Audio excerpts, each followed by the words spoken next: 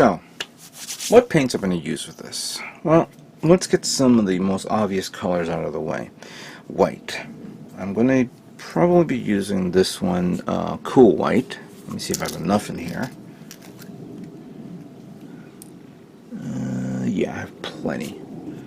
Must have used this on, oh, I think I remember. I think I used this on the on my Double Zeta Gundam one time. So I have enough for this. But like I was mentioning before, I was actually thinking of doing a two-tone. Let's see if I have enough here, because I have a little bit left over.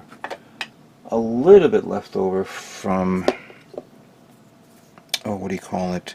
The gray color that I used on my last build. What was it? Oh, from the Death Star set. I have a little bit, but you know, usually a little bit doesn't. You'll say, oh, I need more than just a little. But I do have regular MS white, and these two are almost two tones right there. The shade here is a little darker than this. I may end up putting in a drop of maybe gray just to off balance it a bit, and then add it onto it. And since there's a lot of detail areas, like there's a section here, here, here. Clearly this area here can be two-toned right there. The arm can be two-toned right there. Don't know about the shoulders. The cannon definitely, because you have the separation there. So that could be good right there, as this whole area will be white. This one is the off-white color. So that'll be perfect for this setup. The red, and let me see here. Now lately I've actually been rearranging a lot of things. I just bought myself this container to hold all my paints, because I had everything all in a Hobbyland Japan box, but that box was already starting to wear down during time. You know, it was starting to break apart. So I said, let me get something a little bit more professional. So I purchased this at a dollar store for like $4. Perfect for this type of work that I do right now. Let me see here.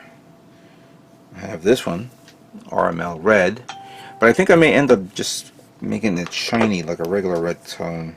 Russet is a little too russet, you could say, and I'm not doing metallic, and surprisingly I do not have any red. I mean like plain Jane red. Or is that it? Hold on.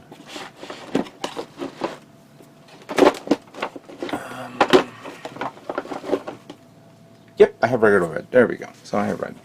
I think it's probably get this there. Fine. Then dandy. The yellow. Oh, I do have yellow. And here it is. Never been a fan of yellow for some strange reason, unless it looks okay. The gray tones and well, let me see, the inner frame. I'm going to use the Zeonic Gray. That should be fine for the inner frame of the kit. For this, which is kind of like a lightish tone purple, not saying purple, but like a lightish tone gray. I have this. Well, let's see. I have two grays here.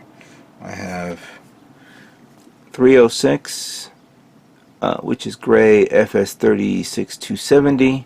Or 337 grayish blue. I think the grayish blue would probably be a good choice for this. So that'll be a good idea. Now for the blue. I like to change things up a bit and give it a much more softer tone to the look to it. And at first I was actually thinking of using this one. I picked this up. This is the Exam Blue 1. If any, I picked this up, and I think I used this on. Was this on the Zeta? I think I used this on the Zeta, Double Zeta, that is. It's a nice, strong blue, but I think I'm not going to do that. I think I'm going to use regular MS Light Blue. This one, it looks very nice, very soft. I think that would be perfect for the contrast of this. Many of you probably saying, why don't I just do a two-tone blue? And maybe that's a good idea, but I'm trying to see where I would apply it. I could probably apply it around there as an extra tone, like different tones, and I know there's separations here. And if I decide to do that, let me see.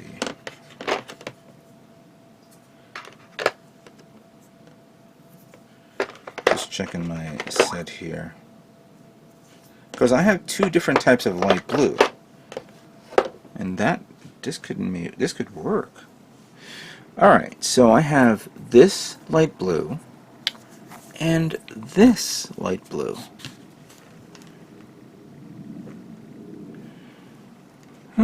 That's actually really neat. But for that, I need to look at the parts. Give me a second here.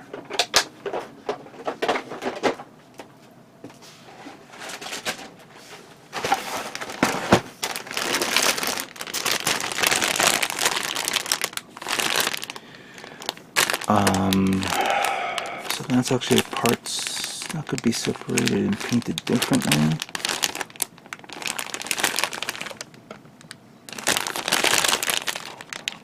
This can be, I see a separation there.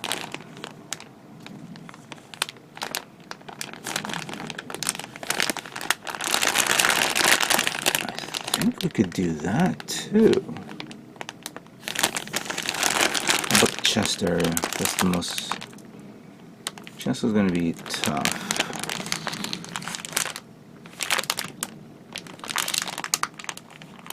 Because I see the panel lining. There's no panel lining. There's just like the mold lining, like bleeds into the kit. And I see that cut off right there, and I see that cut off right there. So that could be done that way. And we have this one, which of course there's a side part here for the skirt armor.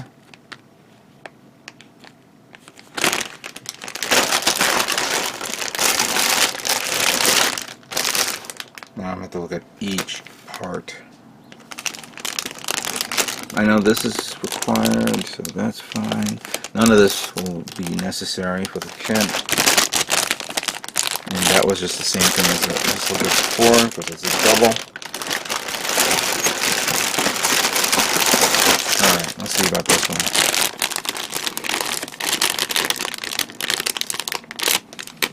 Ooh. I gotta cut that and sand that down. That's gonna be a bitch.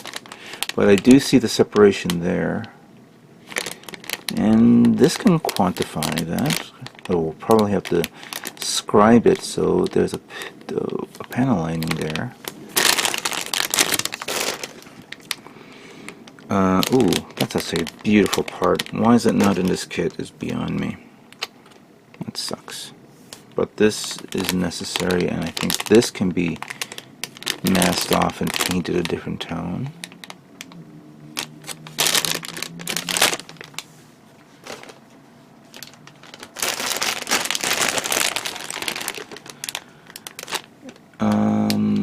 This is not necessary, but this is, and this is the one that I was mentioning. So this can be two-toned right there, as well as this. But then this little vent here, as you could see, that could be an extra, that could be a dark color. Possibilities. Possibilities. Lots of possibilities of using these paints to turn this kit into what I want. So, what do you think of that? Of the use of these paints for this kit? Things like this will change ad hoc. I will always make adjustments here and there. It's nothing is relatively set in stone, because if I see something that looks a lot better, I will try it. Which now brings me up to another point of this kit that I want to detail, and that of course may bring some option parts on it, or some photo etch parts. Let's put these paints to the side. So I began reviewing what I have here, and surprisingly there's not that many areas where you can actually see holes or joints and things like that. A lot of it is going to be covered up. Now, I'm not going to do what I did with the Jegan, where I'm going to start putting in bolts all over the place. But in certain areas, that will probably give it a little detail up here and there. The thrusters is most notably the most visible, so I could probably end up using something like this for the thrusters. These are the sticker ones that could probably fit in there, inside these, so I can end up probably using this. I don't know if actually, no, I don't think that works because these don't separate. But we'll figure it out soon enough. Don't need that. Like I mentioned before, not too many circles, so we don't know. There is a lot of vertical thrusters, and that opens up an idea. Like maybe something like this in the thrusters where it bends and pivots, like this,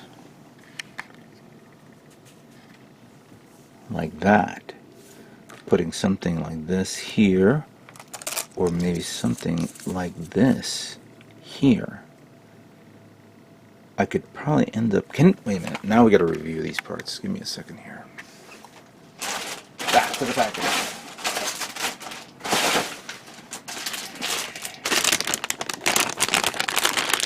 So this is actually part of the mold, but these are not consistent vents where the vents is lined up. You have one vent bigger than the other, and 9, 8. I have. What is this? What is the diameter of these? So I have. Shit, can't even read. I have 7. I have 8 and 9 millimeter, but I would have to measure it and see how far it goes. I mean, that could be 9, that could be 8, that could be 7. I don't know. I will have to measure it and see if that will work with that. So that's a possibility with this. But this one, it's all consistent. It's all one long diameter. Actually, I have my measuring stick here.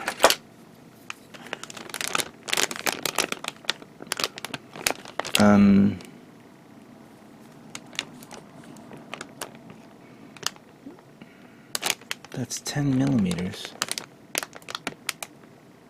That's 10 millimeters, all right. So I think I may have something that's 10. What's this?